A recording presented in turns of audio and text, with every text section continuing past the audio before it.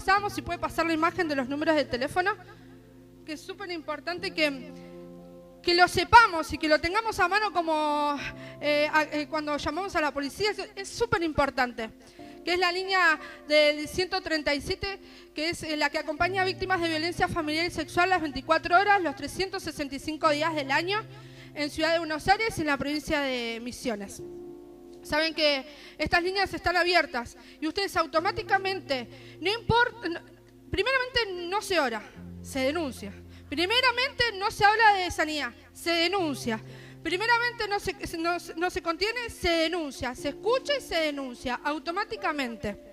Así que bueno, estas son las líneas que pueden tener y también está la del UNICEF. Y acá es donde yo quiero que podamos ver el video. Vamos a ver un videíto.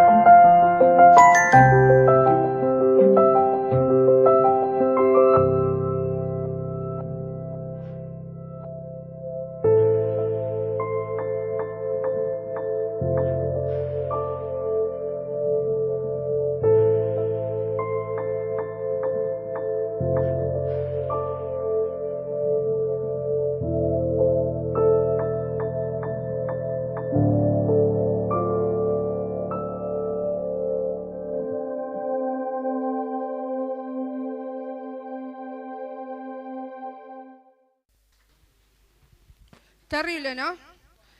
Fuerte. Pero es así y tan claro y tan sencillo como actúa un pedófilo. Un pedófilo es aquel que tiene deseos y siente atracción por un niño, por un menor de edad. Ese menor de edad siempre es de 16 años hacia abajo. Y saben que el pederasta es aquel que comete el abuso sexual. Hay una diferencia entre el pedófilo y el pederasta. El pedófilo es aquel que tiene deseos y el pederasta es aquel que lo lleva a cabo, lo comete, ¿no? Y qué importante, porque así de fácil es. Así de fácil es. Lamentablemente no se puede detectar tan fácil un abusador, pero sí, si nosotros, como decía la palabra hoy, nos comprometemos, podemos hacer de que esto no suceda, de que esto no ocurra, porque así de sencillo es entrar en la vida de nuestros hijos, en nuestras vidas también, porque sin querer podemos relacionarnos con cualquiera y puede venir y hacer un abuso sin contacto, sin darnos cuenta. Pero lo importante es que en este tiempo puedan entender la importancia de poder cuidar a nuestros niños, porque son aquellos que pronto van a poder llevar la palabra de Dios. Y es súper importante que esto no suceda, ¿no? La verdad que es fuerte, cuando lo vi un montón de videos, pero me pareció que este era clave, era sencillo, corto y muestra cómo verdaderamente actúa un pedófilo. Así de lento, comprándolo de a poco, con regalos, con palabras, ¿no? Y así va entrando en la vida de aquel. ¿Y saben por qué iba directo a los padres? Porque ese padre muchas veces descuida. Y eso vamos a seguir adelante. Y como decíamos hoy, que el abuso sexual involucra todo tipo de prácticas, no solo la violación o el acceso carnal, el manoseo, la mostración de sus genitales, las imágenes, ¿no? Hoy se usa mucho el grooming también, se manda por imágenes por WhatsApp, videos, poco a poco en conversaciones van recibiendo, envolviéndolos y les piden fotos de distintas tonalidades y terminan siendo abusados a través de internet. Así que solemos creer muchas veces que una persona violada también no tendrá más traumas que aquella que fue manoseada, y no siempre ocurre de ese modo. A veces creemos que el que fue violado carnalmente va a tener más trauma que aquel que fue manoseado. Y eso no tiene nada que ver. Va a depender la psiquis de aquel que fue abusado o abusada, va a depender su vivencia, va a depender su personalidad, de cómo lleve a cabo ese trauma. Eso no tiene nada que ver que sea con contacto o sin contacto. Y vamos a ir a la próxima imagen, a la número 5, que dice, ¿quiénes fueron las víctimas? ¿Quiénes son las víctimas en este tiempo? Y vamos a ver estadísticas. Como vemos acá, la menor estadística las tienen los varones, que tienen el 23% son abusados. O sea que de cada 10 abusados, 10 mujeres abusadas, 4 son varones. De 10 personas abusadas, 4 son varones. Así que, y de las niñas es el 77%. O sea que de cada 10 personas abusadas, 6 son abusadas y 4 son varones.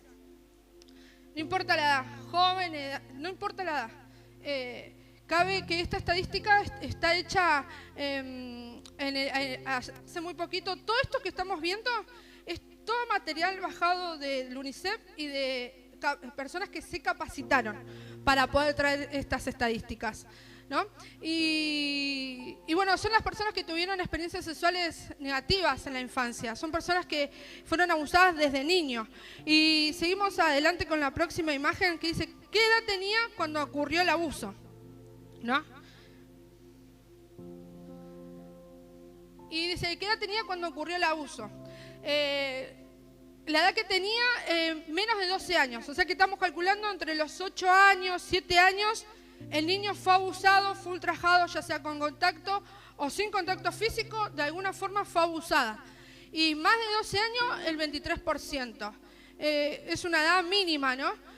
¿Por qué? Porque el pedófilo busca personas que sean sumisas, niños que sean manejables, niños que estén vulnerables y que puedan llegar o sean muy inocentes, y por eso casi siempre son niños de entre 7 y 8 años, que no tienen noción de lo que es el sexo, no comprenden. Muchos todavía ni siquiera saben y no experimentaron ni siquiera sus propias partes íntimas. Entonces, por eso el pedófilo el pederasta busca niños que sean vulnerables, que no conozcan del sexo, que vean que son niños que están bien criados, que están bien. Esto pasa, pero el porcentaje más grande pasa en aquellos niños que son más inocentes, como quien diría, como que tienen una niñez más resguardada. Y le voy a leer algo que me pareció importante, que dice que, saben que hay militantes que se levantan, ¿no? Y que hacen jornadas, organizaciones. ¿Saben para qué? Dice que los militantes pro pedofilia pretenden la derogación de las leyes de edad mínima de consentimiento sexual. Es decir, pretenden eliminar de la legislación el uso de la edad como criterio válido para identificar el abuso sexual. Terrible. Aunque usted me crea, cuando estamos acá, cuando conocemos estas estadísticas y sabemos que un niño de 7 o 8 años en este momento está siendo abusado, hay gente que son pro pedofilia porque no se los toma como algo ilegal, ¿no? Como quien diría, no, pero no pueden estar haciendo esto legalmente. Sí, ¿por qué? Porque ese hombre no es un pederasta. Solamente siente, y estamos en el tiempo de la libertad, ¿no? En la libertad. Y eso va a ir creciendo. Y dice, los pedófilos exigen la anulación de la clasificación de la pedofilia como una enfermedad mental por parte de la Organización Mundial de la Salud. Están trabajando ¿para qué? Para crear y ser libres a la hora de tener una relación con un menor de 16 años. Una locura. Y esto se está presentando en los gobiernos de todo el mundo. Cuando muchos estamos, a veces en nuestra casa hay un montón de personas que están llevando leyes, están llevando ideas a los congresos. ¿Para qué? Para que esto suceda. Y igualmente entendemos, ¿no?, que la palabra dice que la maldad se multiplicará, ¿no? Y dice, en el año 2006 se fundó en Holanda un partido político autodeclarado pedófilo. El Partido para las Relaciones Amorosas Basados en Amor, Libertad y Diversidad. PNBD se llama. Este movimiento se llama PNBD. Esto es terrible y mientras más lo estudiaba, yo decía, ¿qué estuve haciendo todo este tiempo? Que no me capacité, que no tuve la capacidad de poder darle ciertas herramientas a mis hijos, y muchas veces estamos dormidos en esas áreas, y muchas veces no nos preocupamos y llevamos a la ligera ciertas situaciones, pero esta gente no descansa, esta gente sigue trabajando para que todo esto pase verdaderamente. Y dice, los pedófilos declararon en Holanda, escuchen, al 24 de junio como el Día Internacional del Amor a los Niños. Y no estaban hablando del amor al niño con todo su amor y su esplendor. Lo están hablando desde la carnalidad, del deseo sexual, de poder tener un acercamiento en libertad y poder hacer y manejarse como quieran con un menor de 12 o 16 años. Por eso es lo importante que sepan estas estadísticas, que conozcan qué es lo que está pasando, que conozcan qué es lo que, cómo todas estas estadísticas siguen creciendo, porque saben que yo mientras estudiaba, cuando yo hice la capacitación hace muchos años, había una estadística que era del 2011, que era del 69% y del 31% los varones y del 69% las mujeres. Hoy menguó la de los varones, pero creció la de las mujeres. O sea que no para. Estos abusos reiterados una y otra vez siguen pasando todo el tiempo. Y ¿saben un dato que me anoté? Dice que 288 víctimas de abuso infantil por hora ocurren solo en Latinoamérica. Por hora. ¿Y saben cuál es el país que está en los primeros puestos? Es Argentina. ¿Por qué? Porque tenemos libre albedrío la pornografía. Somos uno de los pocos países que puede entrar gratis todo tiempo a la pornografía. Entonces eso es peor consumo, y en la pornografía van a encontrar un montón de cosas. Un montón de cosas. Y eso se alimenta más, se alimenta más, se alimenta más. Así que multiplíquenlo, no sé, 200, o sea que cuando nosotros estamos haciendo esto acá, hay cierta cantidad de chicos por hora que está siendo abusado. Así que qué importante que verdaderamente tomemos la posta de esta herramienta, que va a ser de mucha utilidad, porque Dios lo va a utilizar en todas las áreas de su vida, no solamente para su familia, sino para todo aquel que en este tiempo esté necesitando la ayuda para poder hablar, para poder contar, para poder decirlo, porque personas, mujeres, hombres, caminan años callados la boca, con cantidad de traumas, la promiscuidad, la prostitución. ¿Saben la cantidad de secuelas que tiene haber sido abusado de chicos y no haberlo contado? Todos sabemos lo espiritual, qué pasa cuando uno se calla, ¿no? Dice que nuestros huesos se envejecen, ¿no? Así que imagínense en algo tan grave como ser ultrajado y manoseado, y cuánto más violado, ¿no?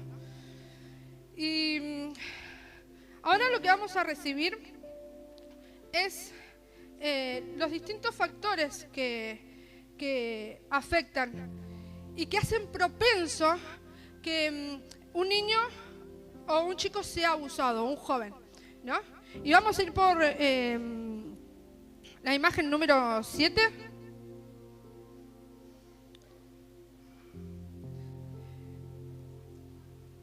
Y dice que los factores que proporcionan un abuso sexual infantil, dice que son los conflictos matrimoniales, dice que discusiones de pareja, porque el menor no sabe a quién acudir, en busca de protección se siente solo, abandonado e indefenso. ¿Cómo puede un menor confiar en su papá, en su mamá para contar cuando vive en totalmente un caos? Todo el tiempo peleas ¿cómo el menor va a poder acudir a esa mamá o ese papá? Cuando en realidad se siente desprotegido por tantas discusiones y muchos pasan violencia.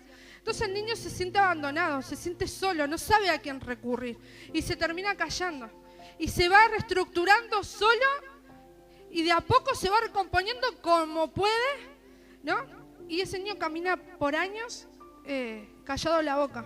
¿Por qué? Porque no tuvo. Así que qué importante es que pueda vivir nuestros hijos y los hijos de aquellos que tengamos la posibilidad de aconsejarlos en un ambiente de seguridad, en un ambiente de buen diálogo, en un ambiente donde pueda sentirse seguro con mamá y papá y con la libertad de poder venir y hablar y contarnos todo.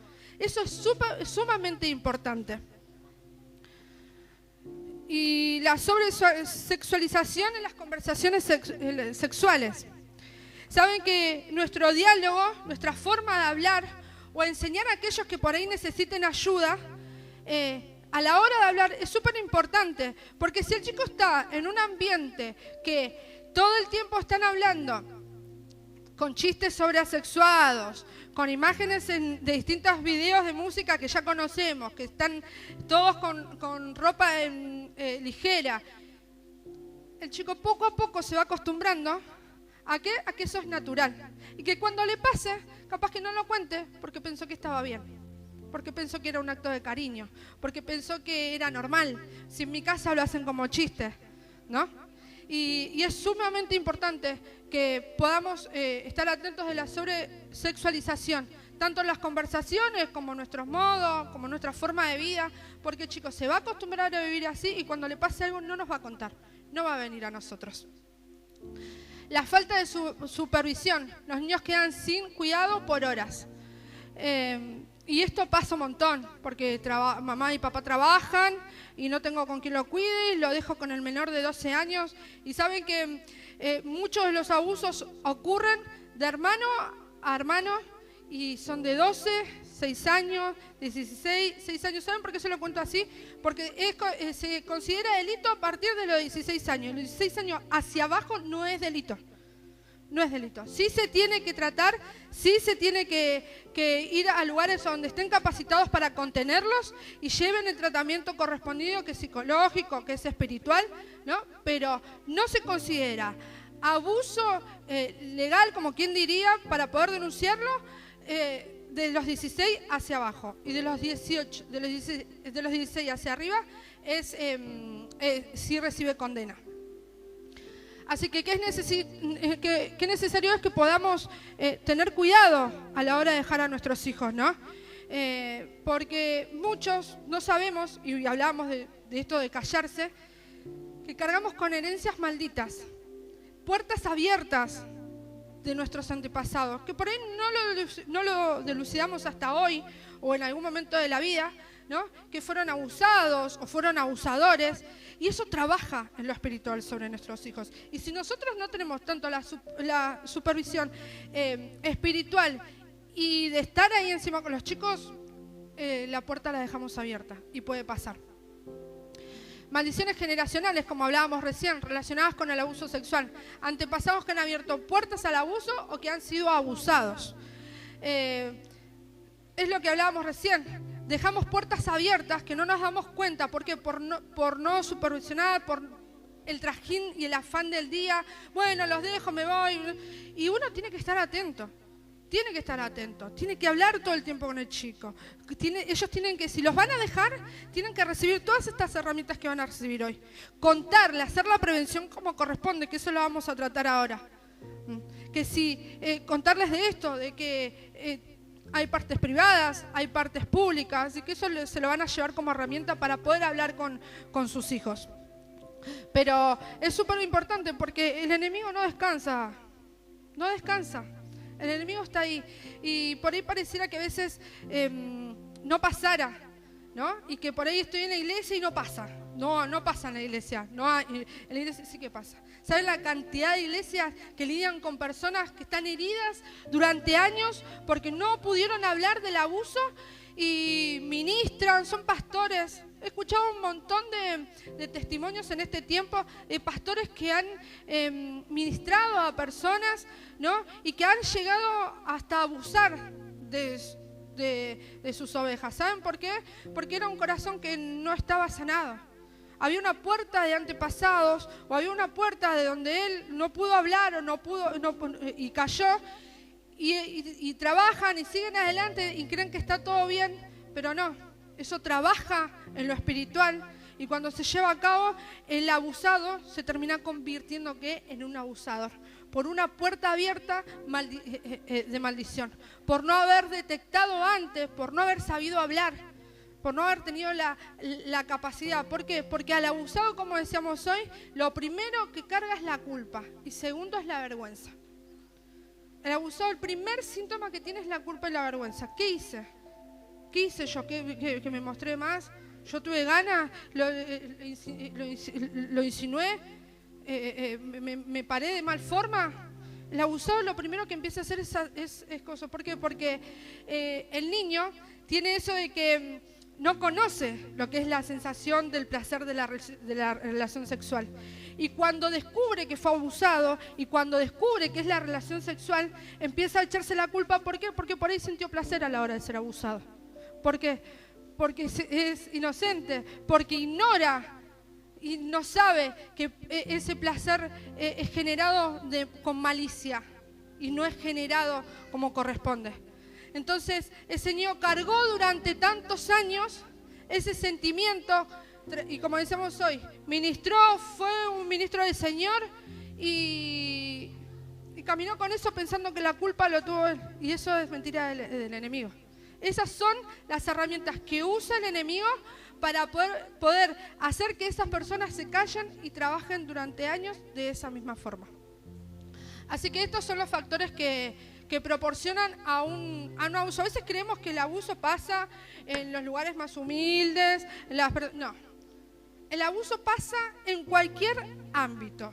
Acá no hay ámbito social que lo detenga, no hay lugar que lo detenga, puede pasar en cualquier lado. Y vamos a ir a eso. Vamos a pasar en cuáles son los lugares en los que puede ocurrir el abuso. Pasamos a la siguiente, donde nos muestra los lugares donde... Bueno, dice que cualquier sitio puede ser el escenario de un abuso. Una guardería, centros comerciales, internet, clubes, colegios, la canchita del barrio, campamentos, viajes de fin de curso, pubs, discotecas, casas de vecinos o familiares, iglesias o templos y, por supuesto, por ser el sitio más frecuente, la propia casa de la víctima.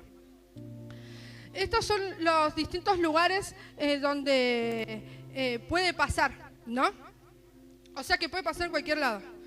Aunque no crean, también puede pasar acá adentro. Si no tenemos la herramienta y la capacidad de poder detectar que algo está pasando, que algo está ocurriendo. Pero para la gloria de Dios recibimos la herramienta y sabemos que vamos a poder detener todo esto, ¿no? Y saben que, como decía, en la propia casa, y puede ser intrafamiliar o extrafamiliar. ¿Por qué? Porque el intrafamiliar es que en el contexto está dentro de la casa, con la familia, papá, mamá, un hermano. Eso quiere decir que es intrafamiliar, ¿no? Que pasó dentro de la casa. Y saben que las estadísticas dan un alto valor, primeramente del padrastro, segundamente del abuelo, el papá y por siguiente los tíos. Y ahí vamos en esa estadística. En ese orden viene, ¿no? De cómo vienen ocurriendo los lugares y en el contexto en donde pasa los abusos. Y extrafamiliares fuera de la familia o en un contexto familiar, pero siempre fuera de la casa. Como decíamos hoy, en el colegio, puede pasar en la iglesia, como decíamos, en las canchas de fútbol. Por eso es sumamente importante la supervisión. Siempre preguntarle si lo ven enojado, si los ven raro, si los ven que algo raro está pasando. Cuando vuelve de algún lugar, es necesario que se sienten y que puedan hablar con el chico. ¿Qué te pasa? ¿Pasó algo? ¿Te tocaron? A veces parece tan... No le voy a hablar, no porque es un montón. Pero es necesario. Es necesario. Así como te gusta que te cuente que tiene novia por primera vez o que está enamorada o enamorado, así tienen que ser nuestras charlas con ellos. tiene que ser algo habitué, porque ahí van a crear la confianza de que si alguien está haciendo algo indebido con ellos, van a poder venir a correr a mamá y van a saber que ahí van a estar seguros porque mamá se los dijo durante todo el tiempo y van a saber que ellos van a poder correr con confianza. Y bueno, ¿y qué tipo de abuso sufrieron? Vamos a ir con la número 8. Y ahí en el primer recuadro dice que el 14% fue de otras personas, de cualquier otra persona, el abuso. Todo esto en el 2021, ¿no? El primer recuadro es del 2021. Y después dice que el 19% fue de abuso físico, y el manoseo fue el 50%. Así que imagínense, a veces pensamos que los traumas tienen que pasar sí o sí por acceso carnal y no va a pasar. Casi siempre es por manoseo y eso trae mucho trauma a largo, mediano plazo o inmediatamente. Después las estadísticas crecieron y el manoseo creció un 55% hasta el 2024. El abuso físico pasó al 26% y la violación al 13% y otros al 6%. Así que el que más el tipo de más abuso que sufrieron fue de manoseo. Siempre, y nos pasa, escuchamos mucho que la mujer viaja en colectivo, o el niño por ahí también estuvo en la casa de un familiar, de alguien conocido, o en la misma casa. Y el chico no cuenta, ¿saben por qué? Porque piensa que es una caricia. O piensan que se pueden enojar, o piensan que no, mejor no lo cuento porque se van a pelear, no, mejor no lo cuento porque está bien si me hizo una caricia, esto es con amor. ¿Por qué? Porque el chico no entiende lo que es el sexo y no lo comprende por completo. Entonces el manoseo es utilizado como primera herramienta para que aquel que es pedófilo pase a ser pederasta, pase del contacto sin contacto físico al contacto físico. Y bueno, dice que según el UNICEF, el 50% de las víctimas viven con sus agresores. O sea que la mitad de aquellos que fueron abusados viven con su agresor. Y seguramente o es su hermano o es su papá. Y es sumamente importante, ¿no? Que entendamos que 1 de cada 8 víctimas dice, fui violada. O sea que esa persona por ahí no está pasando a manoseo, pero está por años siendo abusado sexualmente. Una y otra vez, porque se cayó, porque no dijo nada y pasa toda la vida hasta que cumple mayoría de edad y terminan o yéndose de su casa o se terminan fugando. ¿Por qué? Porque no quieren vivir más en esa situación. Cantidad de niñas que se casan con cualquiera solamente para salir de su casa, solamente para salir de al lado de aquel que las está abusando. Y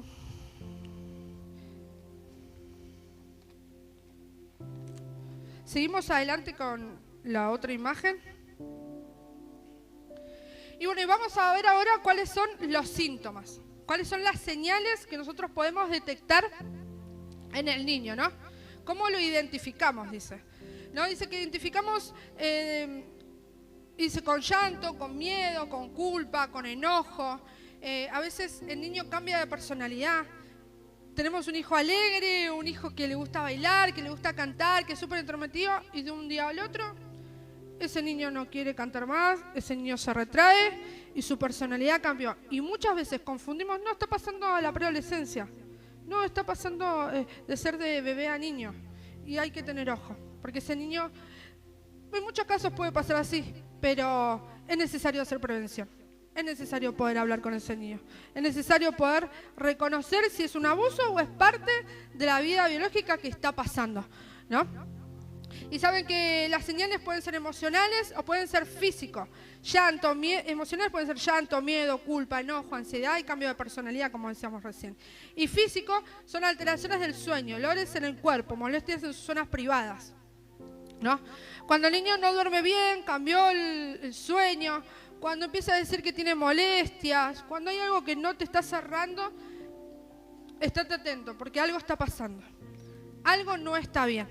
Y en las personas grandes nos vamos a dar cuenta porque son más promiscuos a las relaciones sexuales, porque no tienen problema a la hora de demostrarse, no tienen problema a la hora de hablar de la sexualidad. Y cuánto es la depresión, la ansiedad. Tenemos que tener igualmente, siempre digo, con una pinza. No todo es abuso sexual, ¿no? Porque hay un montón de otras formas de violencia, ¿no? Violencia en la casa, física, a través de golpes, hay un montón. Pero es necesario de que si vos ves algo raro, hacemos la prevención, preguntamos cómo estás, qué te pasa, te está pasando algo. Y si ven que no dice nada, oramos al Señor, porque nosotros tenemos eso, la gracia del Señor de que orando a Él, Dios trae la luz si algo está pasando. Y bueno, muchas veces pensamos que el trauma del abuso sexual en los niños se olvida. Que el niño ya está listo, como no pasó nada, el manoseo pasó, mi vida me lo contó, no pasó, se olvidó, ya está. Hacemos punto aparte y seguimos adelante. Y no es así. Un niño nunca olvida haber sido abusado. El niño nunca olvida. Sí puede pasar que como forma de defensa, ese niño comience solo a reestructurarse y vuelva a ser ese niño alegre, ese niño que... Pero esa herida siempre quedó. Y como decíamos hoy, a mediano plazo, a largo plazo o en el momento, va a ocurrir. Va a haber un gatillo, ya sea un recuerdo, ya sea una foto, ya sea un olor, ya sea un lugar, va a detonar el gatillo y el recuerdo va a salir y va a salir con todo el trauma que no pudo haber resuelto durante tanto tiempo atrás. Va a salir doblemente agravado por haber sido guardado, ¿no? Y saben que esto de que ese niño se calle,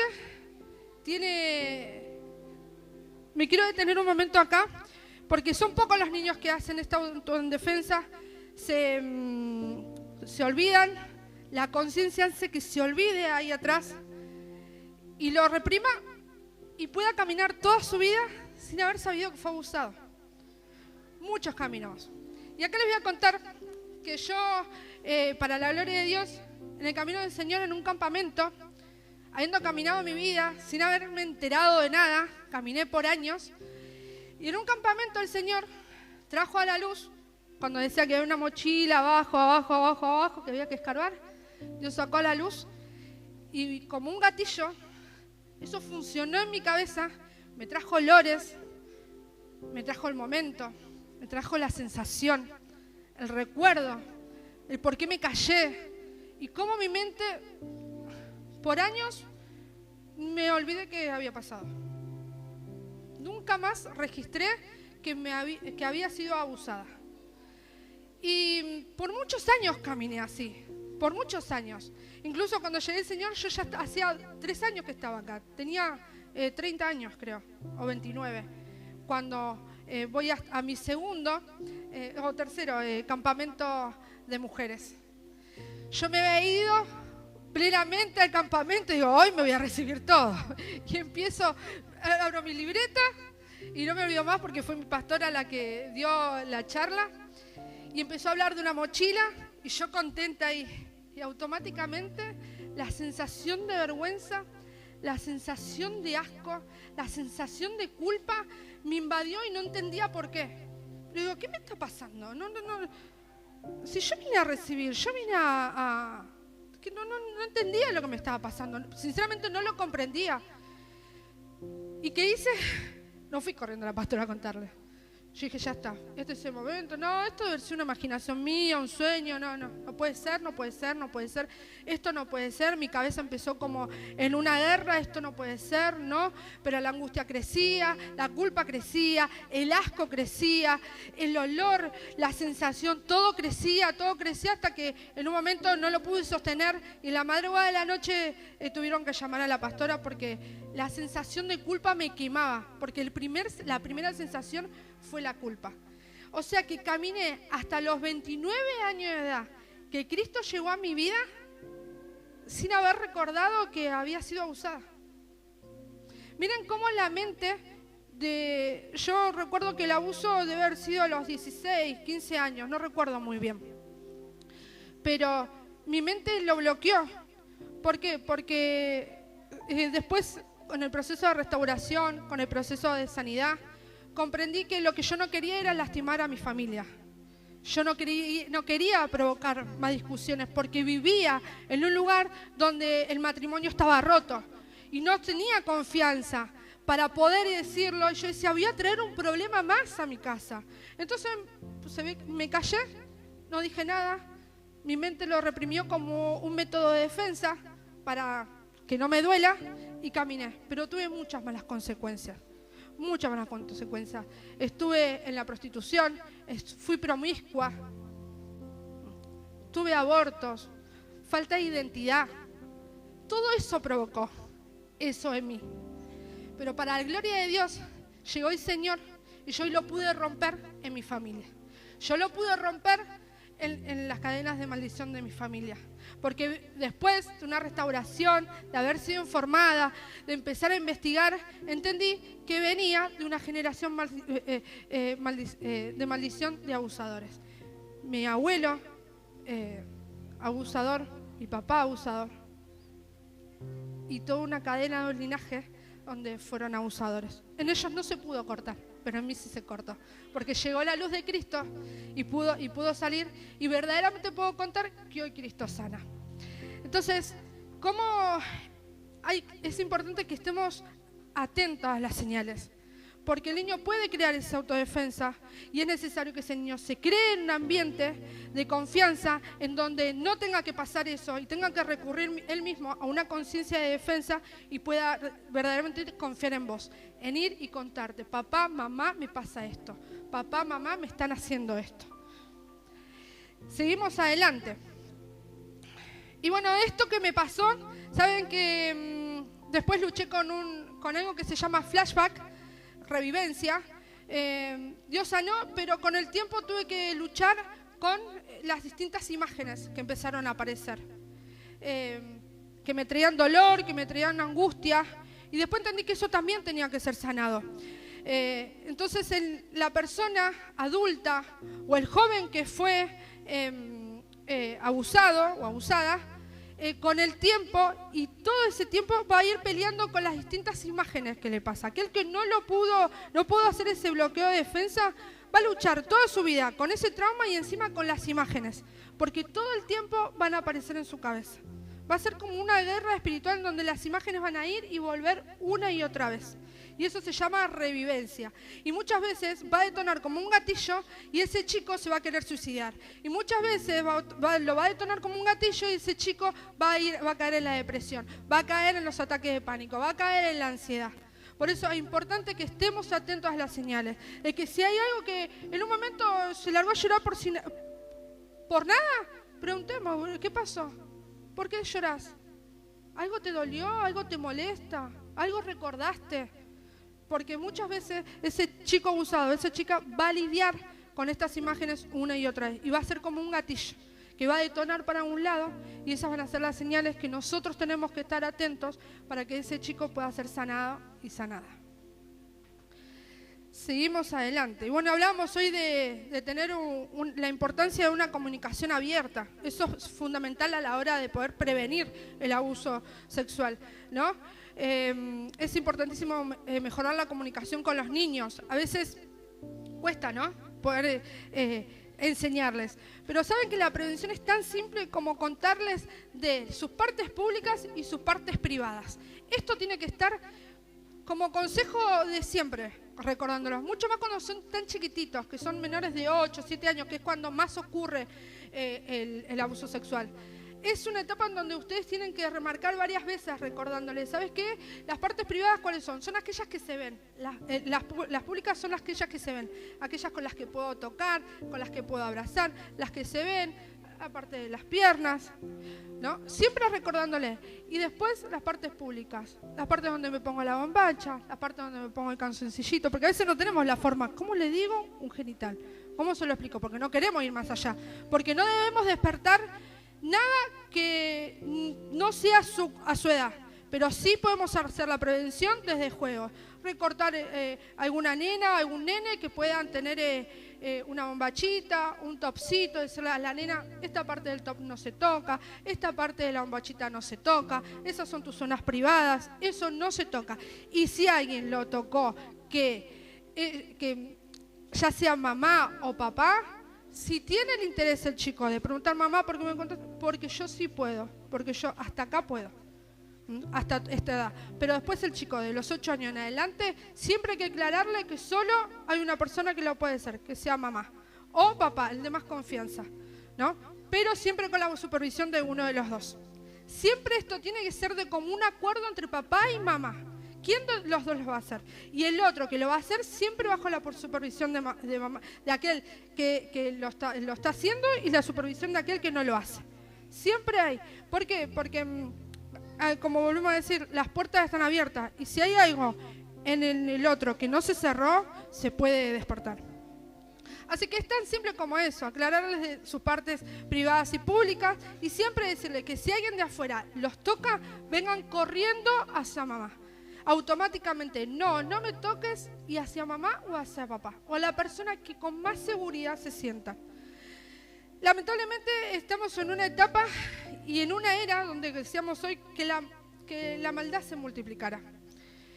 Y muchas veces ese chico recurre a la persona equivocada o a la persona que por ahí no fue sanada. Y en este caso a veces la mamá se termina convirtiendo en cómplice del abusador, que como hablábamos hoy, el agresor es el padre, ¿no? Y vive adentro. Entonces es necesario que esa mamá, o nosotras como mujeres, muchas veces, que creo que estamos acá, podamos informar a esa mamá que si no hace lo que corresponde, no defiende a su hijo, primeramente denunciando, sacando al niño del lugar donde está su abusador, es cómplice. Se convierte en cómplice. Automáticamente. ¿Por qué? Porque está encubriendo, porque está minimizando, porque no está escuchando y está ignorando, como hablábamos hoy, ¿no? Después es sumamente importante escuchar al niño. Siempre se lo escucha, siempre se le cree. Nunca dejamos de creer lo que el niño nos dice. Siempre se le cree al niño. Siempre. Y automáticamente se toma. Por ahí no pasó o hubo una confusión. Puede pasar. Pero los primeros pasos hay que hacerlo, que es creerle y automáticamente sacar al niño del lado del abusador y luego denunciar. Eso es sumamente importante. Después, en lo legal y en lo espiritual, Dios va a traer a la luz. Pero es necesario que al niño se lo saque y se le crea. Después crear un ambiente familiar positivo que permita que el reconocimiento temprano de situaciones anómalas se puedan detectar. Y bueno, es necesario, como decíamos hoy, ¿no?, que puedan tener estas herramientas, este tipo de herramientas en donde ustedes puedan recibir, contar a sus hijos de sus partes privadas, contar a sus hijos de sus partes públicas y puedan todo el tiempo charlar y trabajarlo diariamente como algo normal para que el día que si pasa algo, el enemigo no tenga autoridad y nosotros como hijos de Dios también podamos usar esta herramienta, como decíamos hoy, haciéndonos responsables, llevándola a cabo y pudiendo prevenir y parar toda esta violencia que es tan traumatizante como hablamos hoy sobre aquel que fue abusado, ¿no? Y saben que un estudio dice que la gran mayoría de aquellos que fueron abusados presentaron falta de autoestima. Porque aquel que fue abusado, lo primero que hace eso y lo primero que va destruyendo es la autoestima. Porque se sintió ultrajado, porque se sintió, pasó el límite de la intimidad, pasó el límite de lo íntimo de uno. Entonces, si me tocó mi papá, me manoseó mi hermano. No hay intimidad. Ya no valgo nada y ahí es donde vienen todas esas consecuencias que hablábamos hoy, ¿no? La promiscuidad, la prostitución, ¿no? Y todo lo que desencadena la baja autoestima de aquel que fue abusado. Y bueno, ¿y quiénes pueden hacer la prevención? Todos. Todos podemos hacer la prevención. Acá no hace falta que sí o sí tengas una capacitación. Ya con que tengas la herramienta de contarle a tu hijo de las partes privadas y las partes públicas, ya estás haciendo prevención. ¿Por qué? Porque ya le está dando la herramienta que sepa que hay lugares que no se tocan y que puede socorrer a aquel que tenga seguridad, ¿no? Bueno, ¿y quién debe prevenir? Todos. Todos en conjunto. Esto es un trabajo en conjunto. Esto es un trabajo en familia. Esto es un trabajo como iglesia. Todos tenemos la capacidad, no solo las maestras, no solo aquel que se capacitó. Todos hoy, gracias a este taller, tenemos la herramienta, sabemos cómo detectarlo, sabemos por qué puede estar nuestro hijo mal, por qué puede estar ese joven mal, esa mujer, ese hombre que fue ultrajado. ¿Y por qué no puede salir de esas situaciones, qué sé yo, no sé, de matrimonios que no fluyen y se rompen una y otra vez, de relaciones que no funcionan, de depresión, de baja autoestima, que todo eso crece y no entendemos muchas veces por qué crece? Y es porque ese niño interior quedó estacionado. Ese niño interior quedó estacionado en el tiempo y no supo cómo hablar, pero eso que le pasó trajo traumas a largo plazo. Y que crecieron, ¿no? Y lo llevó a la depresión. Muchos de nosotros somos ministros del Señor. Y a veces no entendemos el por qué, a veces no detectamos con facilidad ciertas cosas que le pasan a aquellos que vienen, ¿no? Pero si nosotros nos capacitamos, si nosotros recibimos herramientas, así como de adicción, como hay de tantas violencias que pasan, violencia familiar, cómo tratar con esas personas, ¿saben? Cómo detectarlo. Saben que va a ser más fácil para nosotros detectar en lo espiritual qué es lo que le está pasando a esa persona, qué es lo que le está ocurriendo. Si somos personas que nos consagramos y encima tenemos esa educación, el Señor va a traer luz. El Señor va a traer luz, es imposible que no pase. ¿Por qué? Porque sabe el Señor que no nos educamos solamente para que quede acá y en nuestra familia, así que no que nos educamos para que puedan ser sanos y restaurados muchos. Entonces es necesario que esta herramienta sea utilizada en este tiempo y que puedan saber que todo esto, la detección, los factores, los lugares, las estadísticas, todo sirve para que cuando venga alguien de esa forma puedan tener no solo lo visual en lo espiritual, sino también en lo terrenal de cómo detectarlo. Bueno, y esta es una parte que a veces uno se pregunta, ¿no? ¿Cómo detecto un abusador? No hay forma. Esa es la realidad.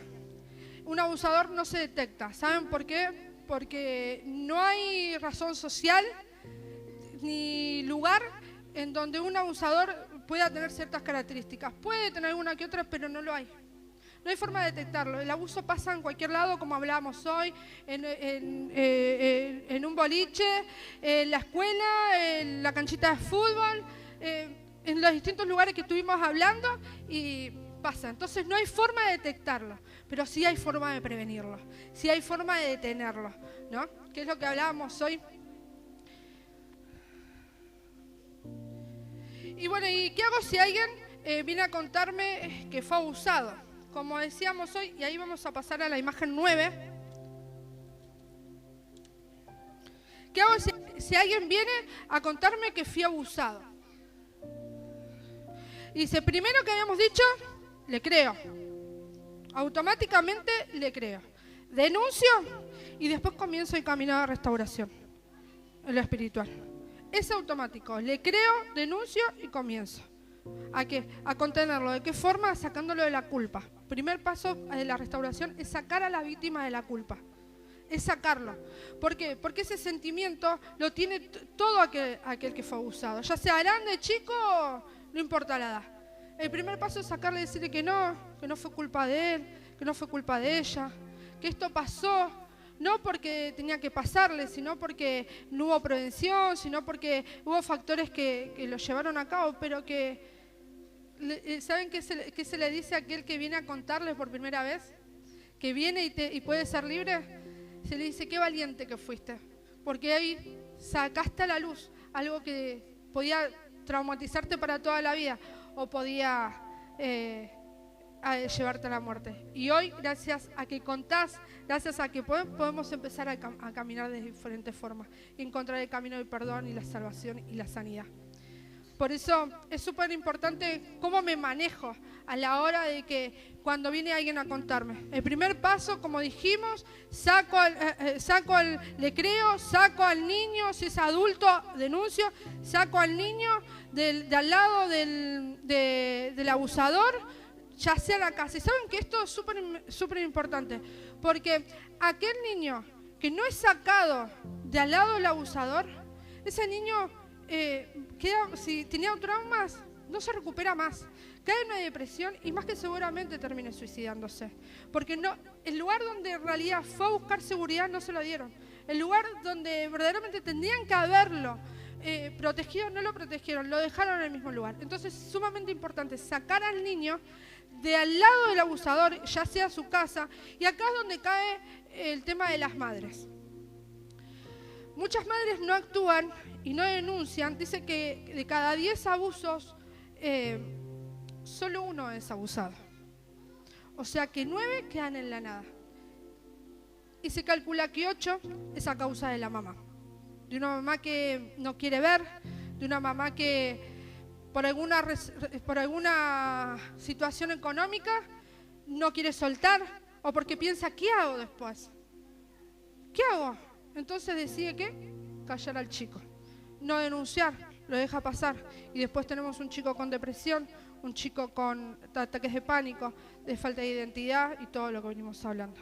¿Por qué? Porque no hubo alguien que haya respondido por él. No hubo alguien que haya podido accionar y lo haya protegido. Por eso también es importantísimo que a la hora de hablar con el chico, no se trate primeramente con el chico, se trata primeramente con los padres. Primeramente se trata con esa mamá, se lo lleva el psicólogo primeramente a ellos y luego se trata con el chico. Porque el chico al principio no lo puede llevar al perdón. A ninguna persona, ni al chico ni al grande. Primeramente se lo lleva a poder ser libre. Primeramente se lo lleva a poder contar, ser libre por completo y empezar un camino de restauración. Por eso nunca olvidemos que a la hora de tratar con alguien, siempre se le cree, siempre se lo saca del lado del abusador, se trata con la familia, con papá, mamá, primeramente psicológicamente, luego espiritualmente y después tratamos con el chico. Y bueno, acá tenemos los aspectos que son imprescindibles, que deben abordarse con celeridad, son cerciorarse de que la víctima no sea un objeto de nueva agresión sexual, en cuyo caso se debe excluir al abusador de la casa, si es que convive en la misma vivienda que la víctima. En caso de abuso reactivo dentro del hogar, activar el tratamiento espiritual y, si es necesario, psicológico. Cuando hablamos de abuso reactivo, hablamos de esto que hablábamos hoy, de que el abuso sexual es condenable a partir de los 16 años en adelante. Si es 16 años para abajo, se comienza con activar el tratamiento espiritual y psicológico. No se denuncia. ¿Por qué? Porque ese niño que abusó seguramente fue abusado. Entonces hizo lo que le hicieron. Y si no, está cargando una maldición generacional. Después dice capacitar a la víctima o guiar a los padres a capacitarla para cuidar sus partes privadas y comunicar cualquier intento de abuso. Bueno, esto es lo que hablábamos más o menos, las partes privadas, públicas, ¿no? Y bueno, automáticamente denunciar. Luego dice trabajar con los familiares para que puedan proteger al menor sin llegar a una sobreprotección que limite su crecimiento y desarrollo social. Cuando un niño es abusado, se trata automáticamente de volver a la actividad normal que tenía la familia. ¿Para qué? Para que ese niño no se sienta sobreexpuesto, ¿no? Y pueda trabajarse más en lo emocional, ¿no? desde adentro, desde a través de lo espiritual, de lo psicológico, si lo necesita, porque no todo niño necesita tratamiento psicológico. Hay niños que perdonan más rápido y hay otros que, igualmente las personas grandes sí. Las personas grandes, al haber sido abusado durante tanto tiempo, sí. Pero si el abuso fue en el momento, primero se activa el espiritual y después se activa el psicológico. Pero si la persona grande durante tantos años fue abusado, se activa el tratamiento psicológico, porque seguramente tiene algún trauma a causa de ese abuso. Después, trabajar con los familiares para que puedan proteger, bueno, eso es lo que hablamos recién, instruir en las medidas básicas de afrontamiento para no entorpecer la recuperación de la víctima.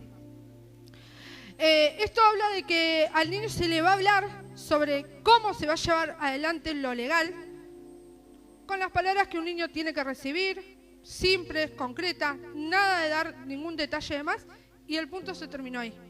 ¿Saben por qué? Porque si no damos lugar al espíritu de venganza, que primeramente obra en los padres, que es normal, cualquier papá, cualquier mamá, ¿cómo reaccionaría? Con ira, con enojo, ¿o no? Pero qué importante que nosotros como hijos de Dios podamos contarle al otro de que si actúa de distintas formas, ¿no?, contrario a la ira, al enojo, lo pueda descargar en Dios y pueda mostrarle a su hijo otra forma. No estoy hablando del perdón, estoy hablando de la forma de actuar en el momento que se entera, ¿no? El momento que se entera el papá, la mamá seguramente, como siempre, como somos las mamás, actuamos en llanto, pero si ese varón, ese papá, sabe actuar con sabiduría, ¿no?, y sabe controlar ese sentimiento, que muchas veces es muy difícil, ¿no?, pero lo sabe controlar, le está dando una imagen a ese niño de que puede totalmente ser acobijado y sobreprotegido con su papá y su mamá. Saben que le da la seguridad a ese niño de que completamente está en el lugar correcto. Y ese niño va a tener, incluso está comprobado, de que el niño que tiene la contención adecuada de sus padres, ese niño no tiene traumas a largo plazo. Se termina ahí, sí, obviamente la herida queda, pero el niño no tiene traumas, no va a haber ni ataques de pánico, ni cambios de personalidad, sino que ese niño, al haber sido acobijado como correspondía y haber sido contenido como debía, ese niño no tiene traumas. Así que qué importante es dar esta herramienta a ese papá y a esa mamá, que puedan venir a contarnos a nosotros y podamos decirles que su actitud frente a lo que sus padres, a lo que ese niño le contó, es sumamente importante para que ese niño sea restaurado, sanado en el corto plazo y no tenga ningún trauma. Es sumamente importante esta parte. Dice, bueno, disminuir las expectativas respecto del proceso judicial, que es lo que hablábamos recién. Hay que hacerlo, obviamente, que es lo que dijimos, que es para que denunciar se hace, obviamente, para que esto no siga creciendo. Nosotros, los hijos de Dios, no lo utilizamos como una herramienta de venganza, como que la justicia tiene que caer sobre él, sino que lo utilizamos como un método de prevención. La sanidad y el perdón es aparte. La sanidad y el perdón queda aparte de todo esto. ¿Por qué? Porque si no le están dando lugar a un espíritu de venganza que va a acrecentar tanto en su papá como en ese niño que está tratando de ser restaurado, y lo único que escucha es que se vaya a la cárcel, y todo lo que pueda fomentar un papá a través de exponerlo a todos los procesos judiciales, ¿no? Y se acompañar en las primeras semanas a la familia. Es sumamente importante que estemos en contacto, que si necesitan ayuda, que si las veces que necesiten hablar, porque van a ser semanas difíciles en donde van a pasar por muchas emociones y van a necesitar mucha contención. Por eso, espiritualmente, necesitamos estar fuertes para poder contener a esa familia que venga con esta problemática. Y se insistir en la importancia de retornar a los hábitos diarios que los integrantes tenían antes de la develación del caso. Bueno, es lo que hablábamos hoy. Una vez que se habló, que se hizo todo el proceso que estuvimos contando hoy, el niño automáticamente vuelve a sus actividades, ¿no? Y nosotros acompañamos y nosotros estamos a través de la oración y a través de brindarle todo lo que tengamos en mano para que ese niño y esa familia sea restaurada. Porque si van a ver, el trauma es generado en el niño, hay una familia que también va a necesitar ser sanada y restaurada. ¿no? Y bueno, que desde ya no se debe dejar impune al abusador. No sé si querés poner nuevamente la imagen de los números de teléfono. Esto lo repito para que, bueno, quede, ¿no? Y ahí está la línea del 113. Si no quieren una comisaría, pueden llamar ahí, porque muchas veces por la situación, o como decíamos hoy, por la vergüenza, lo que sea, esa familia no quiere acudir a una comisaría. Pueden llamar ahí para que les puedan dar el asesoramiento y decirles cómo enfrentar esa situación. Todo esto en la parte legal y en la parte natural, ¿no? Y bueno, lo que siempre remarcamos sobre el abusador es que el abusador no se arrepiente nunca. Aquel que abusó no tiene arrepentimiento. O sea que muchos abusadores, cuando abusaron, quieren pedir perdón y quieren manipular la situación. Empiezan a querer contactar a aquellos que lo están tratando, que lo están sosteniendo a la familia, ¿no? Porque el abusador lo que hace principalmente, el trabajo es psicológico.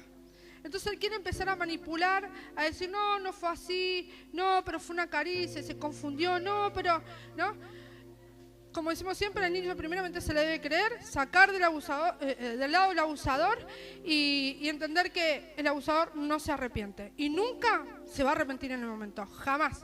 Sí tenemos la gracia de Dios, como hijo de Dios, que en Cristo los corazones se restauran y las personas llegan al arrepentimiento. Eso nosotros lo creemos. Pero en el primer momento tenemos que actuar con todas las herramientas que recibimos.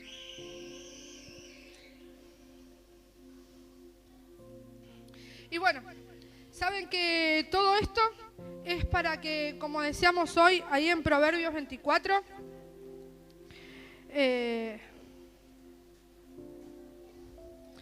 que lo voy a volver a leer, dice, libra a los que llevan, 24:11 dice, libra a los que son llevados a la muerte, salva a los que están en peligro de muerte, porque si dijera ciertamente no lo supimos, ¿acaso no lo entenderá el que pesa los corazones?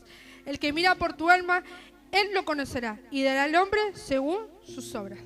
Todas estas herramientas, todo esto que hoy te llevas, y que por ahí lo tenés anotado, y que mucho Dios te lo va a dejar ahí en el corazón, va a ser para que podamos ser ese canal para que ya esto se detenga.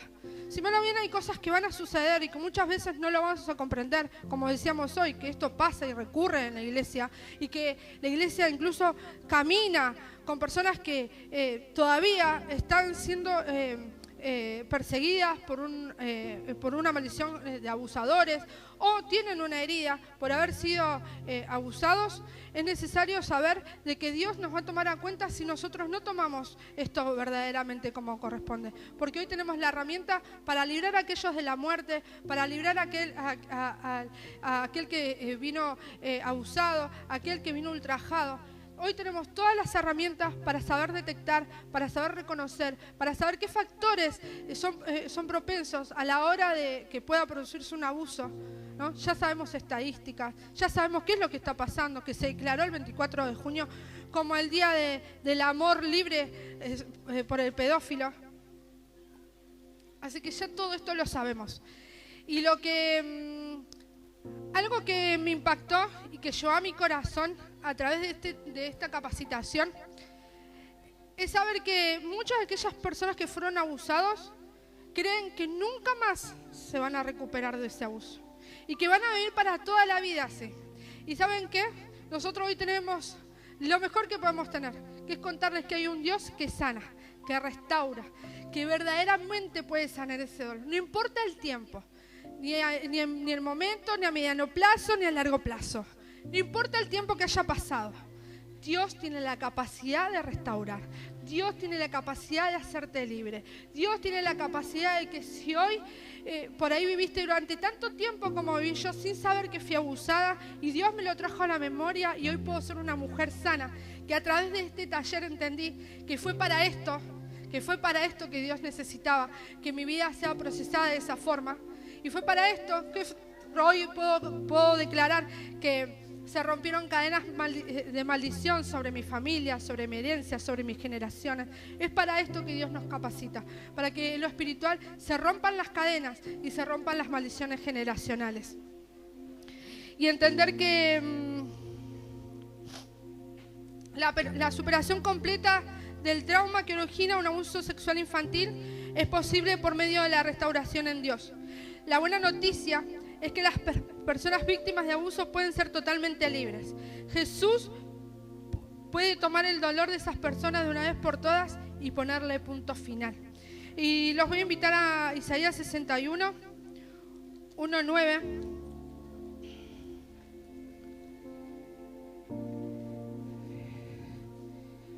Y sabes que no solo le vas a poder contar que hay un Dios que restaura y que sana, sino que vas a tener el aval y tu fundamento que está en la palabra, que es Jesucristo, aquel que dio la vida por nosotros, que verdaderamente Él sana, que verdaderamente Él restaura, que verdaderamente Él es nuestra justicia, que verdaderamente Él puede hacerlo todo nuevo. Y la voy a leer en otra traducción y dice: el Espíritu del Señor está sobre mí. Sepan que Jehová me ha ungido. Me ha enviado como un mensaje para los humildes, para sanar los corazones heridos, para anunciar a los desterrados su liberación, a los presos su vuelta a la luz, para publicar un año feliz, lleno de los favores de Jehová, el día del desquite de nuestro Dios.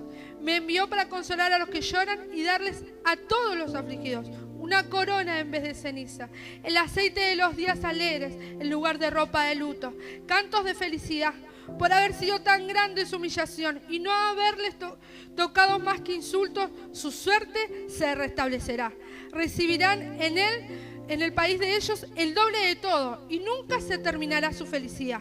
Pues como yo, Jehová, amo la justicia y odio el robo y el crimen, les entregaré sin falta su recompensa y haré con ellos un contrato que durará por siempre. Sus hijos se harán famosos entre las naciones y sus nietos en medio de los pueblos. ¡Qué grande Dios tenemos! Él es nuestra justicia. Él nos libra.